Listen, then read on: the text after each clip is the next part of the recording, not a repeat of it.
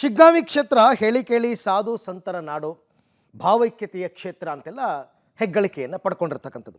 ಆದರೆ ಶಿಗ್ಗಾಂವಿ ಉಪಚುನಾವಣೆಯಲ್ಲಿ BJP ಸೋಲಿಗೆ ಈಗ ವಕ್ಫ್ ಅಸ್ತ್ರವೇ ಮುಳುವಾಯ್ತಾ ಅನ್ನೋ ಚರ್ಚೆ ಶುರುವಾಗಿದೆ.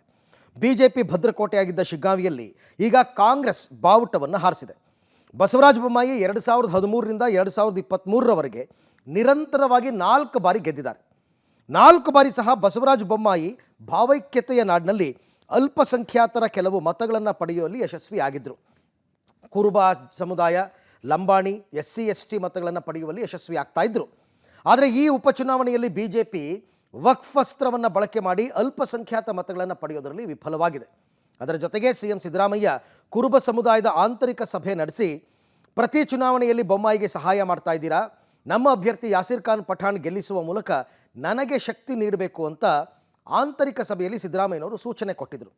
ಶಿಗ್ಗಾಂವಿ ಉಪಚುನಾವಣೆಯಲ್ಲಿ BJP ವಕ್ಫ್ ಅಸ್ತ್ರವನ್ನು ಪ್ರಯೋಗ ಮಾಡಿ ಪ್ರತಿ ಚುನಾವಣೆಯಲ್ಲಿ ಬರ್ತಾ ಇದ್ದ ಅಲ್ಪಸಂಖ್ಯಾತ ಮತ್ತು ಅಹಿಂದ ಮತಗಳನ್ನು ಪಡೆಯುವಲ್ಲಿ ವಿಫಲವಾಗಿದ್ದು, BJPಯ ಸೋಲಿಗೆ ಇದು ಬಹುದೊಡ್ಡ ಕಾರಣ ಅಂತ ವಿಶ್ಲೇಷಣೆಯನ್ನು ಮಾಡಲಾಗ್ತಾ ಇದೆ. ಇಡೀ ಸರ್ಕಾರ ಬಂದು ಹಣದ ಹೊಳೆ ಸುರಿಮಳೆ ವನ್ನು ಉಪೇಕ್ಷಿಸಿಕೊಂಡು ಕಾಂಗ್ರೆಸ್ ಪಕ್ಷ ಮುಂದೆ ಬಂದಿದೆ. ನಾನು ಯಾವತ್ತಿದ್ರೂ ಶಿಗ್ಗಾಂವ್ ಸವಣೂರು ಜನತೆ ಒಳ್ಳೆಯದಾಗಲಿ, ಇನ್ನು ಅಭಿವೃದ್ಧಿ ಕೆಲಸಗಳು ಮುಂದುವರಿಲಿ ಅಂತ ನಾನು ಆ ದೇವರಲ್ಲಿ ಪ್ರಾರ್ಥನೆ ಮಾಡ್ತೀನಿ. ಕಾರಣಗಳನ್ನು ನಾವೀಗ ಕೂತ್ಕೊಂಡು ಬೂತ್ ವೈಸು ನಾವು ಲೆಕ್ಕಾಚಾರವನ್ನು ಮಾಡಿ ಮುಂದಿನ ದಿನಗಳಲ್ಲಿ ನಾವು ಅದನ್ನು ಮುಂದುವರಿಸ್ತೀವಿ. ಉತ್ತರ ಕೊಟ್ಟಿದ್ದಾರಲ್ಲ ಜನ, ನಮ್ಮ ಸರ್ಕಾರದ ವಿರುದ್ಧ ಆರೋಪ ಮಾಡಿದವರಿಗೆ ಈ ತರ ಮುಖಭಂಗ ಮಾಡಿದ್ದಾರೆ. ನನ್ನಂತ ಒಬ್ಬ ಸಾಮಾನ್ಯ ಮನುಷ್ಯನಿಗೆ 1 ಲಕ್ಷದ ಮೇಲೆ ಓಟ್ ಹಾಕಿ ಏನು ಉತ್ತರ ಕೊಟ್ಟಿದ್ದಾರೆ? ಇದಕ್ಕಿಂತ ಏನು ಹೆಚ್ಚಾಗಬೇಕು? ಹಣದ ಚುನಾವಣೆ ಮಾಡೋದ್ರಲ್ಲಿ ಈ ರಾಜ್ಯದಲ್ಲಿ ನಿಸ್ಸೀಮರು BJPಯವರು, ವಿಶೇಷವಾಗಿ ಬೊಮ್ಮಾಯಿ ಸಾಹೇಬ್ರು ಅಂತೇಳಿ ಹೋಗಿ ಶಿಗ್ಗಾಂವದಾಗ ಸಣ್ಣ ಸಣ್ಣ ಮಕ್ಕಳಿಗೆ ಕೇಳ್ರಿ, ಅವರು ನಾಯಕರು, ನಾನು ಸೇವಕ, ನನಗೆ ಅವ್ರ ವಿರುದ್ಧ ಇಷ್ಟು ದೊಡ್ಡ ಪ್ರಮಾಣದ ಲೀಡ್ನಾಗ ಗೆಲ್ಸ್ಯಾರಲ್ಲ, ಅದಕ್ಕೆ ಎಲ್ಲರಿಗೂ ನಾನು ಅನಂತ ಕೋಟಿ ನಮ್ಮನ್ನು ಸಲ್ಲಿಸ್ತೇನೆ. ಸೊ ಮುಸ್ಲಿಂ ಸಮಾಜದಲ್ಲಿ ಕೂಡ ಇದೊಂದು ಸಂದೇಶ ಹೋಗಿದೆ.